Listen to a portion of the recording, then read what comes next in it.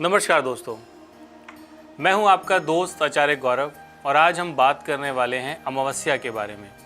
देखिए, अमावस्या जब भी पूर्णिमा के ठीक 15 दिन के बाद का जो समय होता है, अमावस्या का समय लग जाता है, यानी चंद्रमा का बढ़ना घटना भी आप इससे समझ सकते हैं। तो पूर्णिमा और अमावस्या ये दो ऐसे विशेष दिन होते हैं जब चंद्रमा बहुत अधिक बल में होते हैं और चंद्रमा का बल कमज़ोर होता है। आज हम बात करने वाले हैं जून के महीने में सोमवती अमावस्या का समय पड़ रहा है। ये कौन सी तारीख पे होगा, क्या इसका महत्व है, और अमावस्या से जुड़ी हुई बहुत अच्छी जानकारी मैं आपके समक्ष रखना चाहता हूँ। तो इस वीडियो को पूरा देखिएगा, अंत तक देखिएगा और ज़रूर अपने दोस्तों तक शेयर करिएगा। देखिए, अमावस्या की जब भी बात आती है तो हमेशा से ये कहा जाता है कि चंद्रमा का बहुत ज़्यादा निर्बल होना, चंद्रमा की स्थिति का कमज़ोर होना, यानी अमावस्या के दिन चंद्रमा सूर्य के बिल्कुल करीब होता है। अगर ज्योतिषीय गणनाओं के अनुसार समझें तो एक ही भाव में सूर्य और चंद्रमा की पोजीशन बन जाती है। अब जिस दिन अमावस्या की बात हम कहते हैं तो लोग कहते हैं कि अमावस्या वाले दिन जो बच्चा पैदा होता है उसको कहीं ना कहीं कोई परेशानियां, बीमारियां रहती हैं। अब इस मिथ को मैं दूर करता हूं आपके सामने इसी बात को लेकर। देखिए, चंद्रमा जब भी सूर्य के साथ गोचर करेंगे ये अमावस्या का दिन बनता है, लेकिन ये डिपेंड करता है कि वो किस भाव में गोचर कर रहे हैं। जैसे मैंने बोला 12 महीने हैं तो कहीं ना कहीं सभी पूरे साल में कई प्रकार से सभी भावों में एक एक प्रकार से पूर्णिमा और अमावस्या बनती है। यानी चंद्रमा सूर्य एक भाव में आएंगे, आमने सामने भी आएंगे, ये पूरे 12 साल चलता रहता है, अलग अलग भावों में, अलग अलग राशियों में। ये डिपेंड करता है कि चंद्रमा किन राशियों में है, ये भूलना नहीं है। और जितने भी साइंटिस्ट या कोई अच्छे लेवल का कोई बहुत ज्ञानी व्यक्ति, ऐसे बहुत लोग हैं जो अमावस्या के दिन पैदा हुए हैं, तो इस मिथ से बचने का आपको प्रयास करना चाहिए। इसरो के अंदर ऐसे कितने बहुत अच्छे साइंटिस्ट हैं, नासा के अंदर इतने अच्छे साइंटिस्ट हैं जो अमावस्या के दिन पैदा हुए हैं। क्या ये सोचने वाली बात नहीं है? तो इस मिथ से आपको बाहर निकलना चाहिए। कहीं ना कहीं मेरा जो काम है आपको सही जानकारी प्रोवाइड कराना है। तो जून के महीने के अंदर हम बात करने वाले हैं, तिथि को समझते हैं। देखिए, ज्योतिष में अमावस्या की जो तिथि का महत्व है उसको मैंने आपको समझाया। अब हम समझते हैं कि तिथि किस प्रकार आने वाली है। देखिए, 14 जून रविवार का दिन है।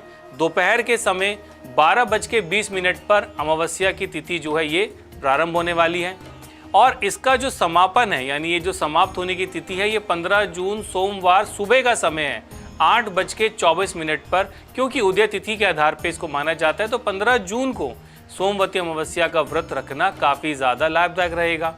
इसमें आप स्नान भी कर सकते हैं, दान भी कर सकते हैं, और जिनके पितृ नाराज़ हो जाते हैं, यानी पितरों को भी मनाना है, तो आप ये सबसे अच्छा समय रहने वाला है। हालांकि मैं कहूँगा कि दोनों दिन ही बहुत उत्तम है, क्योंकि चंद्रमा हालांकि 15 जो उदय तिथि है 15 तारीख के वो जाने वाले हैं, लेकिन मैं कहूँगा कि 14-15 दोनों ही दिन अगर आप पितरों का दान करते हो, किसी पवित्र नदी पे जाके स्नान करते हो और अनाज का दान कर सकते हो या किसी गरीब व्यक्ति की मदद कर सकते हो, तो विशेष लाभ इसमें आपको मिलने वाला है। इसके अलावा आप क्या कर सकते हैं, पीपल का वृक्ष, पीपल की परिक्रमा करना, पीपल को पूजना, वहाँ दिया जलाएं, आप कलावा लेके उसकी परिक्रमा लगाएं, और जो भी आपका संकल्प है वो संकल्प आप अगर सही तरीके से लेके चलोगे तो कहीं ना कहीं इसके विशेष आपको लाभ मिलेंगे। देखिए, सबसे ज़रूरी मैंने आपको बताया कि जो हमारा विशेष टॉपिक है वो क्या है कि ये जो तिथियां होती हैं, जो ये समय होता है, अगर इस पे हम कोई दान करते हैं, कोई पुण्य का काम करते हैं, हालांकि पुण्य तो हमें सभी दिन करना चाहिए, हमारे पितरों का आशीर्वाद हम पे रहता है, हमारे बड़ों का आशीर्वाद रहता है, हमें दान तो करना ही चाहिए, लेकिन एक विशेष महत्व में, एक विशेष समय पे, एक विशेष तिथि पे अगर हम दान पुण्य करते हैं, पूजा पाठ करते हैं, अपने पितरों को मनाने का प्रयास करते हैं, तो बहुत ज़्यादा इसके विशेष लाभ होते हैं। तो आपको क्या करना है, 14 जून और 15 जून ये दोनों ही दिन आप नोट कर लीजिए, ये विशेष है। आप किसी पवित्र नदी का स्नान आप कर सकते हो, आप दान उस दिन कर सकते हो, कोई भी दान आप उस दिन करोगे तो अच्छा रहेगा। पितरों के लिए, पितरों के संबंधित अगर आपके पितरों को जो चीज़ पसंद थी, खाने की कोई वस्तु है, कोई कपड़े हैं, कुछ भी जो उनको ज़्यादा पसंद था, आप उसका थोड़ा दान कर सकते हो। इमरती लेकर ये कौओं को आप खिला सकते हो, गरीब महिलाओं की आप मदद कर सकते हो, जो लोग बहुत असक्षम हैं, काम जिनके पास नहीं है, उनके यहाँ पे जाके आप अनाज का दान कर सकते हो। विशेष लाभ आपको इसका मिलेगा। और जैसा मैंने कहा कि जो हमारा पीपल का वृक्ष है उसके परिक्रमा लगाना, एक वहाँ पे घी का दीपक जलाना और अपनी गलतियों के लिए माफ़ी मांगना और अपने अच्छे कर्मों के अच्छे रिजल्ट आपको मिले, ये वहाँ पे जाके आप मनोकामना मांगोगे तो विशेष लाभ रहेगा। तो देखिए, अमावस्या के लिए मैंने कोशिश करी है कि सही जानकारी आप तक पहुँचे।